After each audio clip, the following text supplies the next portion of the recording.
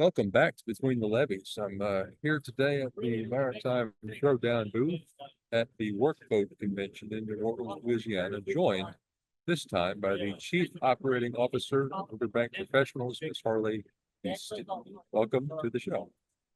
Thank you for having me.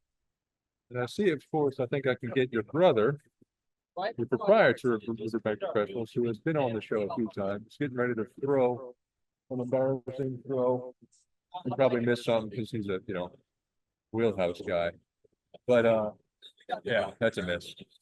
But before we get into any of that, tell me about your involvement with this program he's got, and I guess your ties to the industry.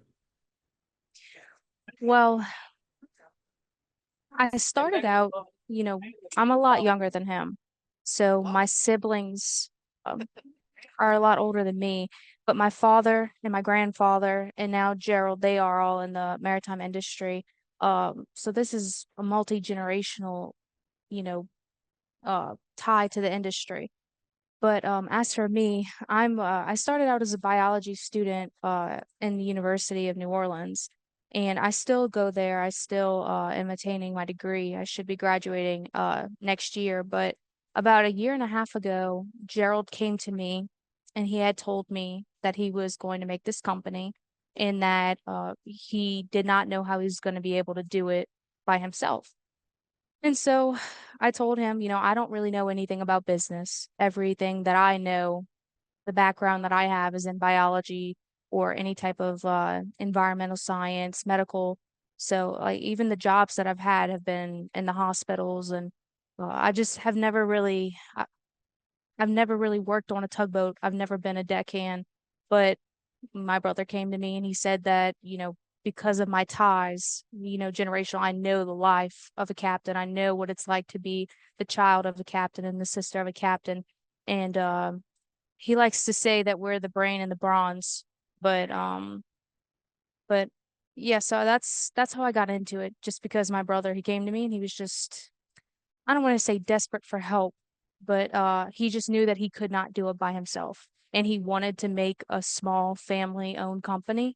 And, you can't make a family-owned company without family.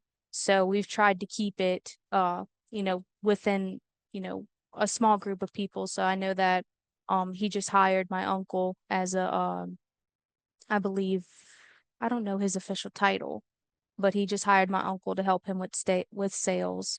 My sister, my other sister, who's older than me, she's also doing the same kind of thing that I'm doing, contacting captains and whatnot. But uh yeah, that's the gist. The gist is he wanted to make a small family-owned company. And that's how I got into it. Well, what's been your opinion or perception or involvement, I guess, in the industry prior to this, aside from, of course, your father and grandfather, I believe you said, right? Hmm. So, I mean, I guess what was your introduction to the industry? How did you have respect for it? Was it more pulling family away than place to get a paycheck? Well, back when I was younger, I think the safety was a little or the guidelines of what you could and couldn't do was a little hazy.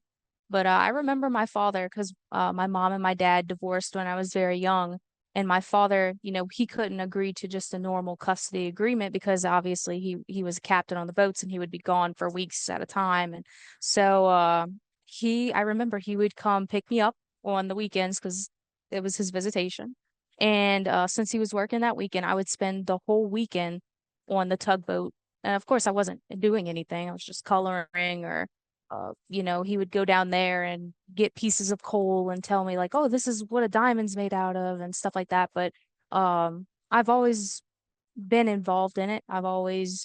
Uh, it's just something that's almost instilled in me just from the time that I was young, just because, I mean, as a captain, you don't have the opportunity to have every other weekend off to get custody of your children. So what else are you going to do besides to take them on a boat? And that's what he did. So that's how I know so much about it. Not even the fact of, you know, how to hook a line onto a, a, a dock or something like that, but it's just knowing what they do on a day-to-day basis, what it is that a captain needs in their day-to-day life to maintain a family unit, to maintain their normal, you know, to maintain what they need to, and I guess to make their life fulfilled. Because at the end of the day, I mean, yeah, your job is to be a captain, but I mean, if you're a father or if you're a business owner or if you have other things that you have to do on the side, there has to be some type of adjustment. So I think with this platform, we are able to kind of adjust, what has to be done in the industry to make this life easier, it to adapt for captains that are, in the industry now and captains that are coming in the future.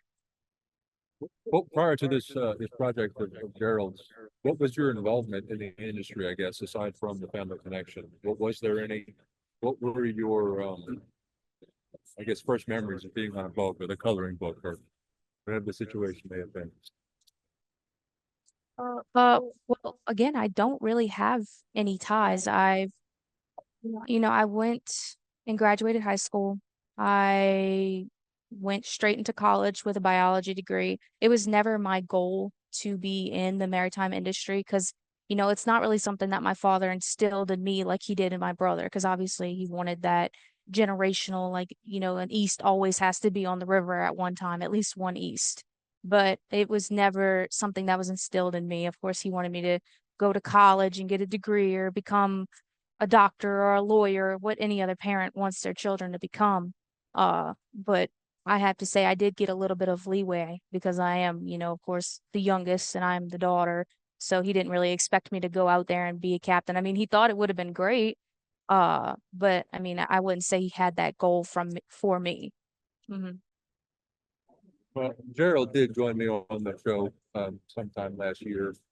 Tell me again, or just for the viewer listener out there, what the point of Riverbank Professionals is, its history. Have you been involved with it since the very beginning, or did he kind of get an idea together and then bring it all in? So he had this idea from the very beginning whenever he started his career about 15 years ago. But whenever he had his first child, that's when everything started kind of rolling and falling into place. And I guess it gave him the motivation to create a company that would better suit what he needed in his life. And, a lot of captains are parents and a lot of captains are husbands. And, sometimes when you're living, paycheck to paycheck, or even if you just want to make a little extra money to buy your kid, a Christmas present that they really wanted or something like that.